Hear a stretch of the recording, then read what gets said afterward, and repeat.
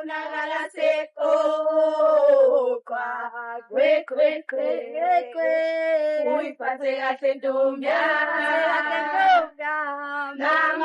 Ake namhlanje sinilethele i-veteran yethu okuyiyona ebamba iqhaza ekhuliseni iy'ngane zamantombazane ukuthi zikwazi ukuyiphatha kahle.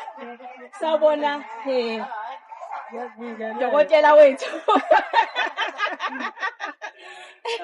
Yeah. Usuku namhlanje. Yes, lithini usuku kuwena uthini? Usuku lwanamhlanje luhle kakhulu, kakhulukazi mawulalela inkulumo yaNdunankulu. Yebo.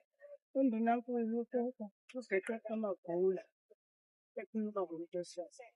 Yebo.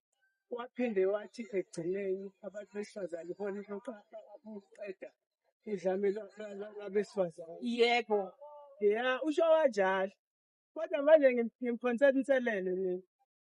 Yokuthi akubona bodwa abantu besifazane abangaqeda lolu dlame. Ngoba lolu dlame luqhamuka emuva kwezamasiko. La kuney'nto ey'ningi ezingagcinelwanga abantu, nabantwana bethu bakhula bengazazi, nomndeni usuhlakazekile, umndeni okuwona ngabe uqoqa yonke lento esikhuluma ngayo. Nokugezwa nje kwabantu abavelelwe yingozi nani. Uyabona masikhuluma nge-South Africa yonke, it's not about KZN. Sikhuluma ngezwe elibanzi eliney'ngozi ezixakile. I-global warming idlala. Zonke lezi zinto zidinga umkhuleko wangempela. Wasentabeni, hhayi wasemasontweni. Ngoba ahlulekile. Ngikushiso yilokho ngoba nasemandulo masekuxakile kunezifo ezingalapheki kwakiwa khona entabeni. Abantu bazi ukuthi bayokuphi. Ngobani kufanele baye entabeni? Kufanele abantu bonke baye entabeni, kube khona abazobahola abaphiwe amandla amakhulu asentabeni. Iy'ntaba, imifula, izilwandle, iy'mpophoma. I-nature ihlinyeziwe eSouth Africa, not eKwaZulu-Natal kuphela.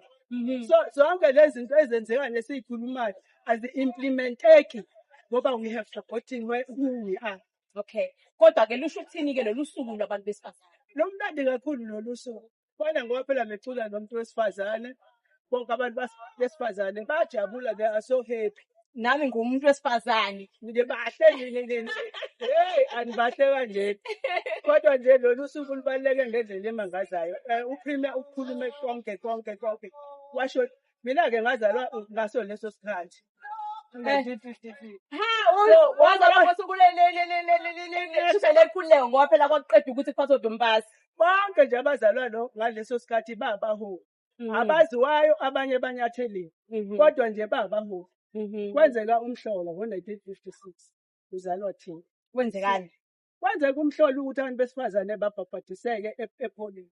Yeah. Ngoba babenganaki. Yeah. So yilokho empela engikufunayo ukuthi kusho ukuthi abantu besifazane banakwa kusukela ngo-1956 ngoba babenganakwanga before. Kodwa iqhaza noma indima abayiklama yokuthi bahambe boyolwa nobandlululo bakwazi ukwenza ngo-1956. Bebumbene behlangene. Lokhu-ke engikubonayo ukuthi kuhlehlile namhlanje. Yes. Lokhu kade ebhiduze naye uNdunankulu wethu. UNdunankulu ukuthi abahlangane abantu besifazane. Futhi abahlangane bayeke ukuba biased ukuthi makuthiwa kukhetha umuntu bakhetha indoda.